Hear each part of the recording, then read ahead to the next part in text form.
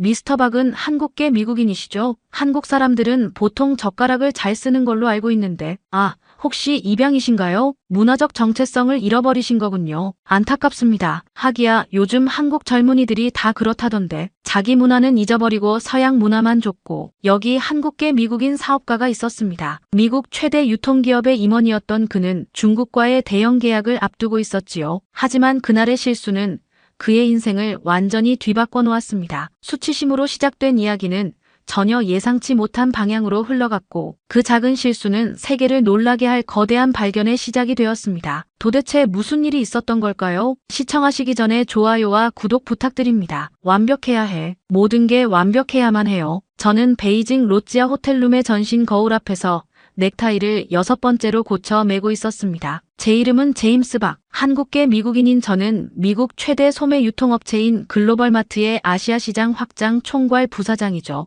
오늘은 제 경력에서 가장 중요한 날이 될 것 같았어요. 창밖으로 보이는 스모그 낀 하늘이 마음에 걸렸습니다. 베이징의 아침 7시, 뉴욕은 이제 막 전날 밤을 보내고 있겠네요. 아버지, 이제 그만하시죠. 넥타이 완벽해요. 화상통화 속 15살 딸 에밀리가 하품을 하며 말했어요. 뉴욕은 지금 저녁 7시. 에밀리는 숙제를 하다 말고 제 전화를 받은 듯 했어요. 중요한 미팅이 있는 날이면 이렇게라도 얼굴을 보고 싶었거든요. 완벽해 보여도 항상 부족한 게 있단다. 내가 아직 어려서 모르는 거야. 저는 다시 한번 넥타이를 고쳐 맸어요. 하지만 이번에는 딸의 말이 맞았나 봅니다. 거울 속의 모습이 마음에 들었거든요. 뒤에 걸린 수트들이 출장 일정을 말해주고 있었죠. 이번 출장은 2주 예정, 베이징, 상하이, 광저우를 돌며 중국 최대 유통업체들과 미팅을 진행할 예정이었습니다. 오늘이 첫 미팅이지. 중국 회사랑. 에밀리의 목소리에서 걱정이 묻어났어요. 똑똑한 우리 딸은 최근 뉴스에서 중국의 횡포와 역사 왜곡, 문화 침탈에 대한 기사들을 보았나 봅니다. 아빠, 얼마 전에 할아버지가 들려주신 이야기 기억나요? 중국이 우리 문화를 자기네 것이라고 주장하는 거요.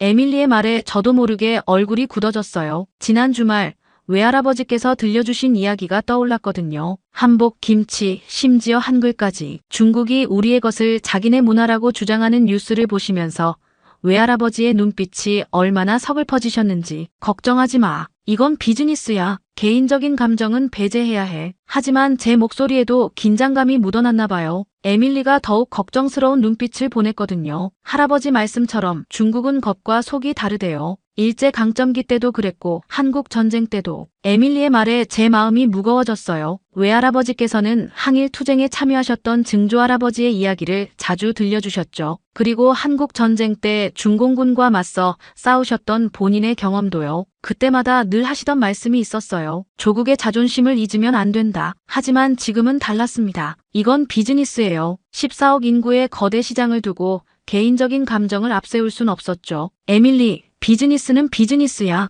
어제 저녁에도 말했잖니. 이건 우리 회사의 미래가 걸린 일이야. 알아요. 근데 왜 하필 중국이에요? 한국이나 일본은 안 되나요? 아빠 외할아버지도 한국의 자랑스러운 역사를 늘 강조하시잖아요. 에밀리의 질문에 저는 잠시 생각에 잠겼어요. 맞아요. 저도 한국이나 일본을 선호했죠. 특히 한국은 제 뿌리이기도 했으니까요. 어릴 적 외할아버지께서 들려주시던 한국의 찬란한 역사와 문화 이야기들이 떠올랐어요. 하지만 현실은 달랐습니다. 책상 위 서류들을 다시 한번 훑어보았어요. 시장 분석 보고서에는 빨간색 메모가 가득했습니다. 중국 시장 진출 전략, 현지 기업과의 협력 방안, 유통망 구축 계획, 모든 것이 꼼꼼하게 준비되어 있었죠. 아빠, 할아버지가 항상 하시는 말씀 있잖아요. 중국은 겉으로는 미소 짓지만 속으로는 칼을 갈고 있다고. 외할아버지의 말씀이 머릿속을 맴돌았어요. 팔순이 넘으신 외할아버지는 한평생을 대한민국의 자존심을 지키며 사신 분이었죠. 일제강점기에 독립운동을 하신 아버님의 뜻을 이어받아 한국전쟁에서는 직접 중공군과 맞서 싸우셨고 이후에는 교육자로서 우리 문화의 우수성을 알리는 데 평생을 바치셨어요. 에밀리, 이제 자러 가렴. 늦었잖니. 내일 학교 가야 하지. 네. 아빠도 조심하세요. 중국 사람들 조심하시고요. 화상통화 꼭 하는 거죠? 그래. 내일도 이 시간에 연락할게. 잘 자. 통화를 끊고 나서 저는 다시 한번 거울을 봤어요. 완벽한 수트, 완벽한 넥타이, 완벽하게 다림질된 셔츠. 하지만 왜 이렇게 불안한 걸까요? 창밖으로 보이는 스모그 낀 하늘이 마음에 들지 않았지만 이젠 돌이킬 수 없었어요. 회의실로 가는 엘리베이터 안에서 저는 다시 한번 준비한 자료들을 확인했습니다. 시장 분석 보고서, 투자 계획서, 각종 통계 자료들. 모든 것이 완벽했어요. 심지어 중국어로 인사하는 법도 연습했죠. 니하오마 정도는 자신 있었어요. 하지만 제가 놓친 게 있었다는 걸 그때는 몰랐죠. 숫자와 논리만으로는 이해할 수 없는 것들이 있다는 걸요. 문화가 있고 전통이 있고 자존심이 있다는 걸 말이에요. 5,000년 역사를 자랑하는 우리나라의 자부심이 제 안에서 꿈틀거렸지만 저는 그저 넥타이를 한 번 더 고쳐매며 그 생각을 지원했습니다. 엘리베이터 문이 열리고 저는 깊은 숨을 들이마셨어요. 이제 시작이었습니다. 하지만 이 시작이 제 인생을 완전히 바꿔놓을 거라는 건 그때의 저는 상상도 못했죠. 그리고 그 변화는 제가 가장 자신 있어 하던 것들로부터 시작될 거였답니다. 회의실 문이 열리자 낯선 향이 코끝을 찔렀어요. 인공적인 방향제 냄새가 가득한 공간에는 번쩍이는 금장식의 검은 오칠 테이블이 놓여 있었죠. 테이블 위 차 세트는 겉으로는 고급스러워 보였지만 뭔가 과시적인 느낌이 들었어요. 마치 중국의 현재 모습을 보는 것 같았달까요? 왕야핑 회장은 제가 생각했던 것보다 훨씬 젊어 보였습니다. 40대 중반 정도. 하지만 그의 눈빛은 날카로웠어요. 거만함이 가득한 제 모든 것을 위아래로 훑어보는 그런 눈빛이었죠. 웰컴 투 베이징, 미스터 박. 왕 회장의 영어는 의외로 유창했습니다. 말투에는 미국 유학파 특유의 과시적인 뉘앙스가 묻어났어요. 저는 준비했던 대로 중국어로 인사를 건넸죠. 니하오마, 왕 회장님. 제 중국어에 왕 회장이 미소를 지었습니다. 하지만 그 미소 속에는 어딘가 조롱하는 듯한 기색이 숨어 있었어요. 옆자리의 임원들끼리 중국어로 뭔가 수군거리는 소리가 들렸지만 알아들을 수는 없었죠. 아, 중국어를 하시는군요. 인상적입니다만 발음이 좀 어색하네요. 다시 영어로 대화가 이어졌어요. 준비해온 프레젠테이션은 순조롭게 진행되는 듯했죠. 시장 분석, 투자 계획, 예상 수익, 모든 숫자와 데이터는 완벽했습니다. 하지만 왕 회장과 임원들의 표정에서는 뭔가 부족해하는 기색이 느껴졌어요. 미스터 박, 이제 점심시간입니다. 제가 특별히 준비한 자리가 있습니다. 예상치 못한 제안이었어요. 제 일정표에는 없던 것이었거든요. 그들의 눈빛에서 이미 무언가를 계획하고 있다는 느낌을 받았지만 거절할 수는 없었죠. 중국에서는 비즈니스의 핵심이 식사 자리에서 이루어진다는 것을 알고 있었으니까요. 영광입니다. 왕 회장님. 레스토랑은 호텔 최상층에 있었어요. 푸짐한 중국 요리들이 가득한 원형 테이블에 10명 정도가 앉을 수 있는 크기였죠. 테이블 중앙의 회전 원판에는 이미 수십 가지의 요리가 준비되어 있었습니다. 지나치게 과한 양이었어요. 마치 자신들의 부를 과시하려는 듯한 모습이 영 불편했죠. 그리고 그때 제 눈에 들어온 것이 있었어요. 젓가락. 반들반들한 검은색 나무 젓가락이 제 앞에 놓여 있었죠. 순간 식은땀이 흘렀습니다. 저는 젓가락을 제대로 사용할 줄 모르거든요. 미스터 박, 이 요리는 저희 수셰프가 특별히 준비한 것입니다. 먼저 드셔보시죠. 왕 회장이 테이블을 돌려 제 앞에 요리를 가져다 주었어요. 고급스러운 자기 그릇에 담긴 새우 요리였습니다. 문제는 그 새우가 껍질째로 나왔다는 거예요. 게다가 소스가 번들거려서 더욱 집기 어려워 보였죠. 임원들의 시선이 일제히 저를 향했어요. 마치 이걸 어떻게 먹나 구경거리를 보듯이 말이죠. 그들의 눈빛에서 은근한 비웃음이 느껴졌어요. 저는 최대한 자연스러운 척 젓가락을 집어들었습니다. 하지만 손이 떨리는 걸 감출 수가 없었어요. 둥근 나무 젓가락은 자꾸만 미끄러져서 제 마음대로 움직여주지 않았죠. 한 번, 두 번, 세 번째 시도에서야 겨우 새우를 집어 올렸지만 그만 테이블 위로 떨어뜨리고 말았어요. 타닥! 새우가 테이블에 떨어지는 소리가 마치 폭탄처럼 들렸어요. 순간 테이블의 공기가 얼어붙었습니다. 아이고 미스터 박! 포크를 가져다 드릴까요? 아니면 숟가락은 어떠신가요? 왕 회장의 목소리에는 노골적인 경멸이 섞여 있었어요. 중국인 임원들 사이에서 키득거리는 웃음소리가 들렸고 누군가는 중국어로 뭔가를 속삭였죠. 알아들을 순 없었지만 그들의 시선이 마치 이런 사람이 우리와 비즈니스를 하겠다고 하고 묻는 것 같았습니다. 아, 네, 감사합니다. 제 대답에 왕 회장은 승리자의 미소를 지었어요. 직원이 포크를 가져다 주는 동안 저는 마치 어린아이가 된 것 같은 수치심을 느꼈습니다. 미스터 박은 한국계 미국인이시죠? 한국 사람들은 보통 젓가락을 잘 쓰는 걸로 알고 있는데, 아, 혹시 입양이신가요? 왕 회장의 말에 저는 얼굴이 화끈거렸어요. 분노가 치밀어 올랐지만 꼭 참아야만 했습니다. 맞아요. 한국인은 젓가락을 잘 써야 했어요. 특히 우리나라의 젓가락은 세계에서 가장 과학적이고 정교하다고 하는데, 하지만 미국에서 자란 저는 그런 기본적인 것조차 못하는 제가 너무나도 부끄러웠어요. 죄송합니다. 제가 미국에서 자라서. 아, 그렇군요. 문화적 정체성을 잃어버리신 거군요. 안타깝습니다. 하기야 요즘 한국 젊은이들이 다 그렇다던데. 자기 문화는 잊어버리고 서양 문화만 줬고, 그 말은 마치 송곳처럼 제 가슴을 찔렀습니다. 문화적 정체성. 그래요. 저는 제 뿌리를 잊고 살았던 거예요. 외할아버지께서 늘 강조하시던 그 정체성을 말이죠. 문득 외할아버지의 말씀이 떠올랐어요. 중국은 남의 것을 탐하기만 하지 자기들의 부족함은 모른다. 식사는 계속되었지만 분위기는 이미 엉망이 되어버렸어요. 왕 회장과 임원들은 겉으로는 친절한 척했지만 수시로 저를 비웃고 놀리는 듯한 눈빛을 주고받았죠. 완벽한 프레젠테이션도 철저한 시장 분석도 모든 것이 물거품이 되어버린 것 같았어요. 호텔로 돌아오는 길, 저는 한숨만 나왔습니다. 에밀리와의 약속된 화상통화 시간이 다가오고 있었지만 전화를 걸 용기가 나지 않았어요. 뭐라고 설명해야 할까요? 아빠가 젓가락질도 못해서 수백만 달러의 계약을 날려버렸다고요? 방에 도착하자마자 저는 거울 앞에 섰습니다. 여전히 완벽해 보이는 수트와 넥타이. 하지만 그건 껍데기에 불과했어요. 제가 잃어버린 것, 그건 단순히 젓가락질만이 아니었다는 걸 깨달았습니다. 그건 바로 제 자존심, 우리나라의 자부심이었어요. 침대에 쓰러지듯 앉아 저는 책상 위에 있는 젓가락을 집어들었어요. 식당에서 무심코 가져온 것이었죠. 손가락 사이에서 젓가락을 돌려보았습니다. 이렇게 작은 것 하나가 이렇게나 큰 의미를 가질 수 있다는 게 믿기지 않았어요. 그때 휴대폰이 울렸습니다. 에밀리였어요. 화면을 바라보며 저는 깊은 한숨을 내쉬었습니다. 전화를 받아야 할까? 잠시 고민하다가 거절 버튼을 눌렀어요. 지금은 딸에게 이런 모습을 보여주고 싶지 않았거든요.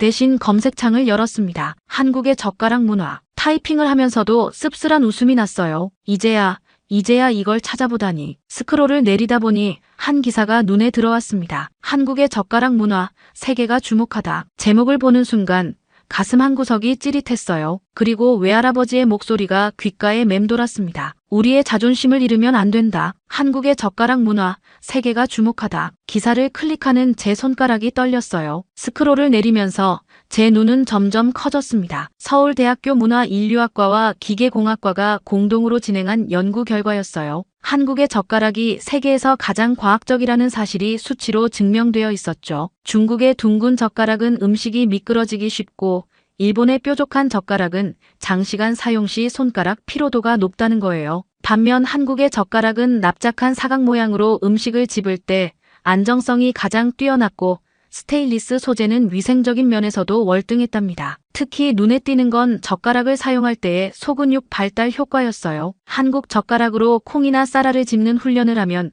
손가락 근육의 정교성이 187% 향상된다는 연구 결과도 있었죠. 아버지, 드디어 전화 받으셨네요. 깊이 빠져있던 생각을 깨고 에밀리의 영상통화가 다시 걸려왔어요. 이번에는 받았습니다. 에밀리, 아빠가 너무 부끄러운 실수를 했어. 모든 이야기를 털어놓았어요. 젓가락 실수로 망쳐버린 미팅에 대해서요. 그리고 방금 읽은 기사에 대해서도 말했죠. 에밀리는 잠시 침묵하더니 갑자기 밝은 목소리로 말했습니다. 아빠, 우리 같이 배워보는 건 어때요? 저도 사실 젓가락 잘 못 쓰거든요. 그리고 제 친구 KT가 그러는데 요즘 미국에서도 젓가락 문화가 트렌드래요. 특히 한국 젓가락이 최고라고. 저는 놀라서 화면을 바라보았어요. 에밀리가 계속 말을 이었죠. 그리고 아빠, 제가 요즘 손가락 힘이 너무 약하대요. 미술 시간에 붓을 오래 잡고 있지도 못하고 선생님이 소근육 발달 운동을 추천하셨는데 한국 젓가락 연습이 최고의 방법일 것 같아요. 그 순간 제 마음속에 작은 희망이 피어났어요. 그래요.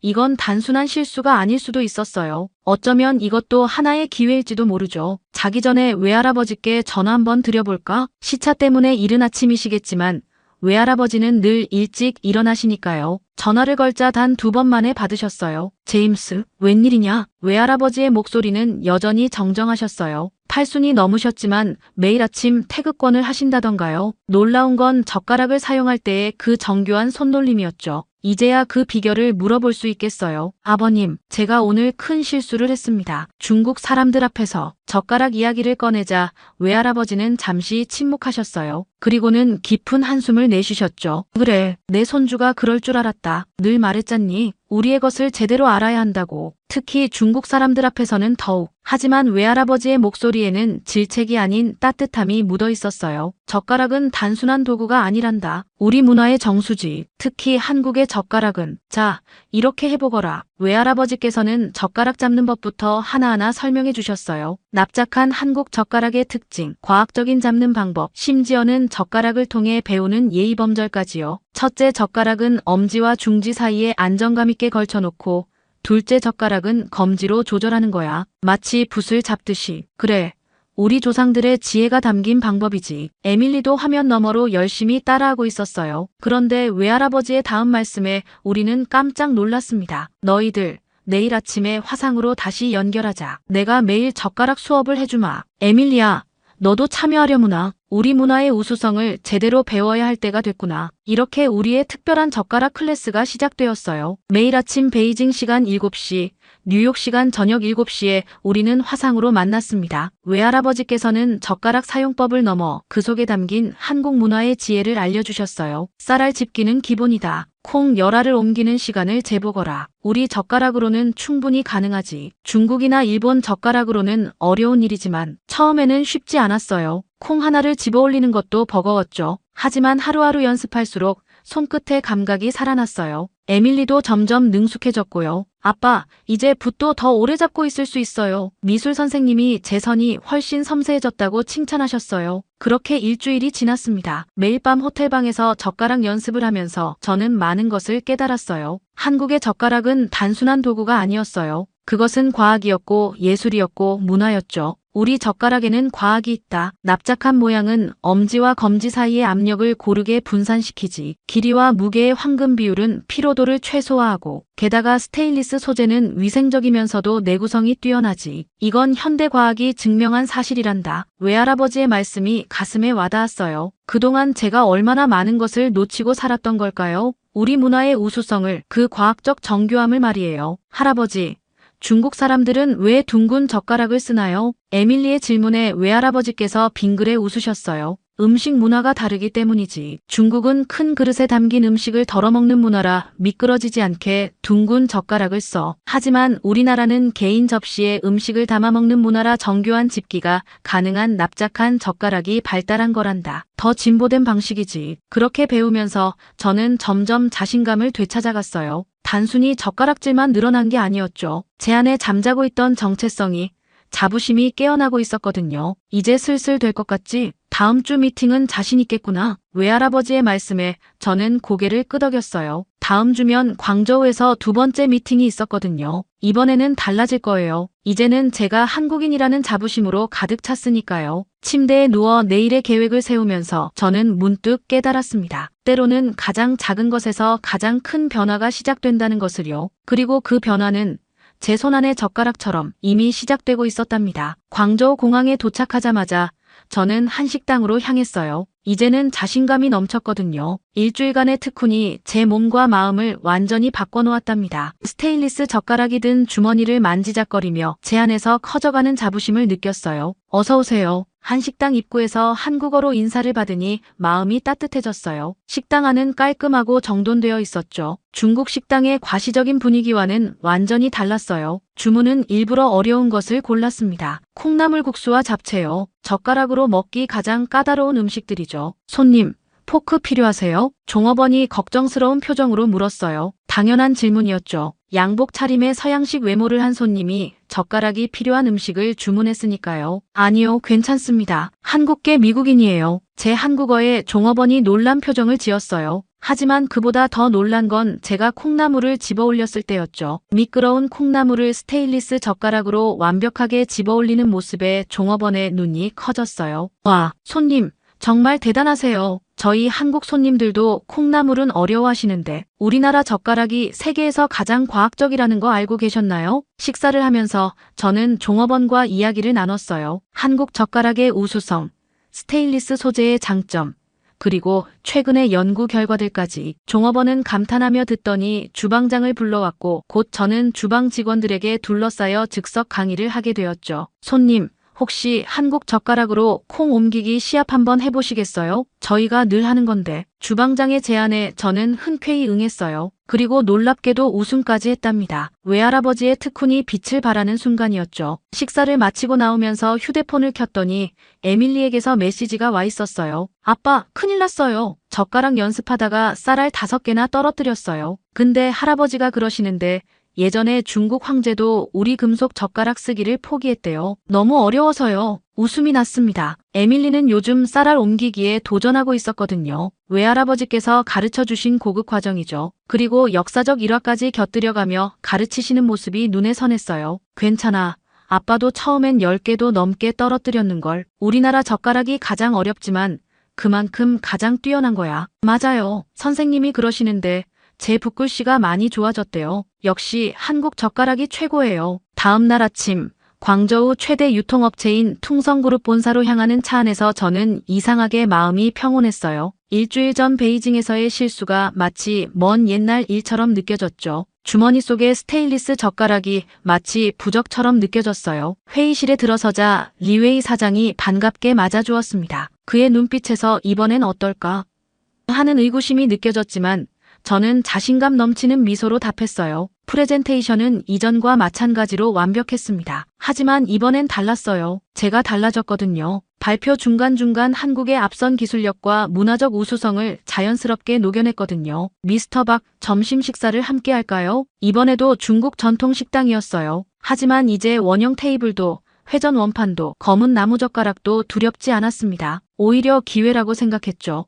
미스터 박, 젓가락을. 리웨이 사장의 놀란 목소리가 들렸어요. 제가 완벽한 자세로 젓가락을 다루는 모습에 모두가 놀란 표정을 지었거든요. 특히 제가 가져온 스테인리스 젓가락의 세련된 디자인과 깔끔한 사용감은 모두의 시선을 사로잡았죠. 중국의 젓가락 문화는 참 독특하네요. 둥근 젓가락은 큰 그릇에 음식을 덜어먹기에 최적화되어 있죠. 하지만 개인 접시 문화가 발달한 한국은 달랐어요. 제가 젓가락을 능숙하게 사용하며 말을 이어갔어요. 외할아버지께 배운 지식들이 자연스럽게 흘러나왔습니다. 한국의 젓가락은 납작해서 더 정교한 집기가 가능하고 스테인리스 소재는 위생적이에요. 서울대 연구진의 최근 발표에 따르면 소근육 발달에도 가장 효과적이라고 하더군요. 실제로 제 딸이 이걸로 연습하면서 미술 실력이 크게 향상됐답니다. 리웨이 사장의 눈빛이 변했어요. 경멸이나 의구심이 아닌 존중과 호기심이 담긴 눈빛으로요. 미스터 박, 당신의 문화에 대한 이해와 자부심이 인상적입니다. 특히 그 자부심이 과학적 근거를 바탕으로 한다는 점이 놀랍네요. 식사는 즐거운 분위기로 이어졌어요. 이야기는 젓가락에서 시작해 문화, 역사, 그리고 비즈니스로 자연스럽게 흘러갔죠. 미스터 박,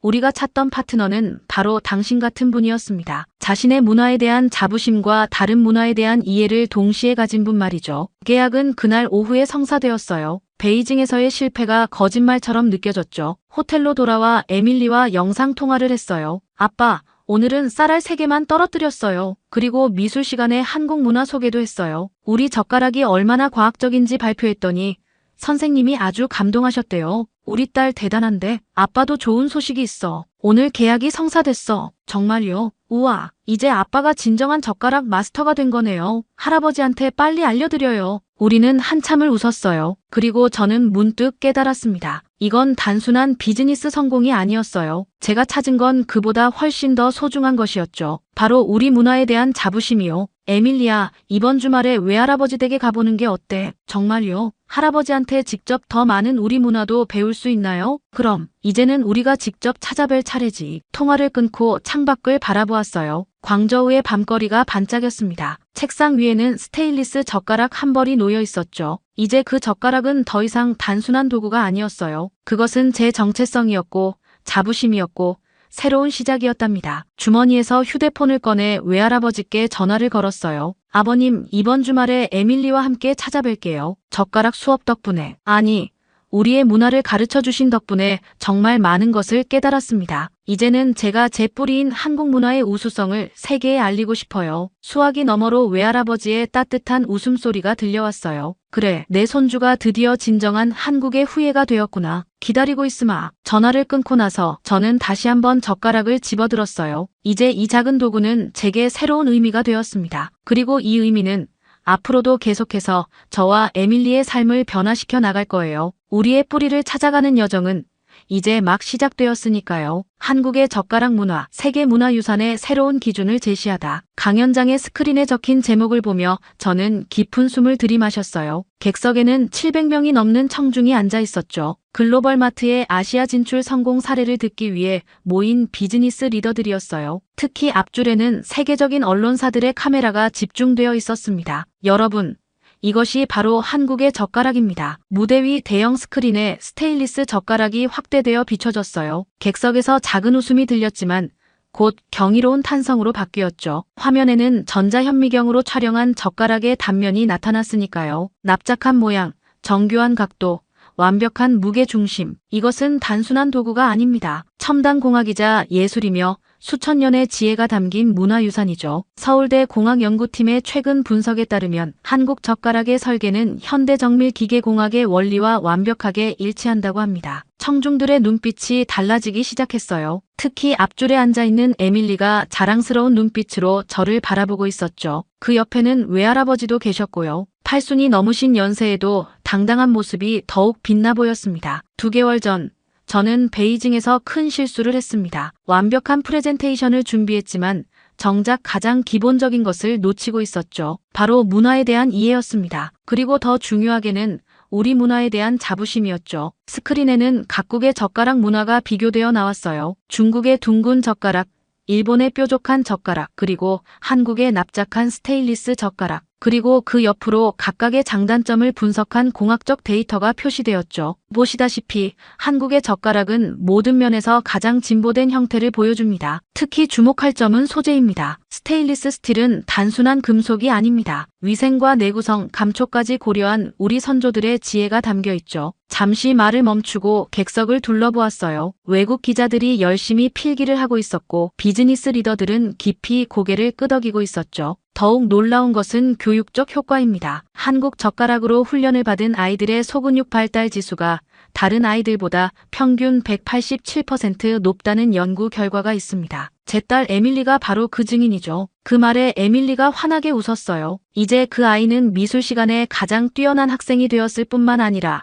학교에서 한국 문화 동아리를 이끄는 리더가 되었거든요. 비즈니스의 성공은 단순한 전략이나 자본의 힘만으로 이루어지지 않습니다. 문화에 대한 이해와 존중, 그리고 자신의 문화에 대한 자부심. 이것이 진정한 글로벌 리더십의 핵심입니다. 강연은 예상보다 훨씬 큰 반향을 일으켰어요. CNN, BBC 등 세계 유수의 언론에서는 한국 젓가락의 과학적 우수성을 특집으로 다루었고 세계적인 과학 저널에서는 한국 젓가락의 공학적 원리를 분석한 논문이 발표되기도 했죠. 아버지, 정말 멋있었어요. 이제 제 친구들이 모두 한국 문화에 대해 배우고 싶어 해요. 강연이 끝나고 에밀리가 달려와 안겼어요. 외할아버지도 다가오셨죠. 제임스, 내가 이렇게 우리 문화의 우수성을 세계에 알리는 날이 올 줄 알았단다. 이제 진정한 문화 전도사가 된 거야. 외할아버지의 말씀에 코끝이 찡해졌어요. 그분의 가르침이 없었다면 저는 아직도 제 정체성을 찾지 못하고 방황하고 있었겠죠. 이제는 무엇을 하고 싶으니? 외할아버지의 질문에 저는 잠시 생각에 잠겼어요. 그리고 에밀리를 바라보았죠. 한국 문화의 우수성을 전 세계에 알리고 싶어요. 젓가락에서 시작해서 한글, 한식, 한복. 우리의 모든 문화유산이 얼마나 과학적이고 우수한지를 말이에요. 그 말에 에밀리가 눈을 반짝였어요. 아빠,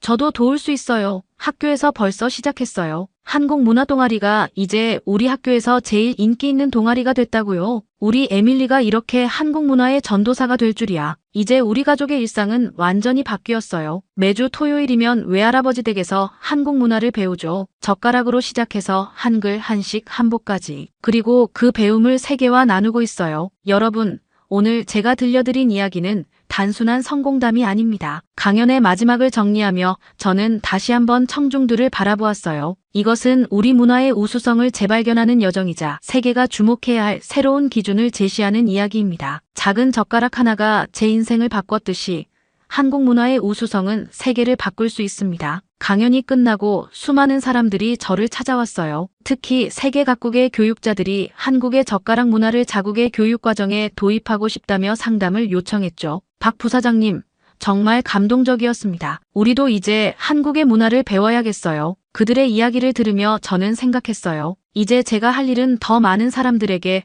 우리 문화의 우수성을 전하는 것. 그래서 전 세계가 한국 문화의 과학성과 예술성을 인정하게 만드는 것이라고요. 아빠, 이제 집에 가서 된장찌개 먹어요. 제가 스테인리스 젓가락으로 직접 양념을 넣어서 끓였어요. 에밀리의 말에 우리 모두 웃음이 났어요. 이제 우리 가족의 식탁에는 항상 한국 스테인리스 젓가락이 놓여 있답니다. 그리고 그 젓가락은 단순한 식기가 아닌 우리의 자부심이자 세계로 뻗어나가는 한국 문화의 상징이 되었어요. 그래, 가자. 오늘은 외할아버지도 모시고 다 같이 저녁 먹자. 우리 에밀리가 만든 첫 된장찌개를 맛보셔야지. 강연장을 나서는 길, 제 손에는 빛나는 스테인리스 젓가락 한 벌이 들려 있었어요. 이제 이것은 단순한 식기가 아닌 한국 문화의 우수성을 증명하는 살아있는 증거이자 세계를 향한 새로운 도전의 시작이 되었답니다. 여러분 어떠셨나요? 그 작은 도구 하나에 우리의 역사가, 과학이, 자부심이 담겨 있다는 걸 알게 되었습니다. 이 영상을 보신 여러분의 생각이 궁금합니다. 젓가락에 담긴 우리 문화의 우수성.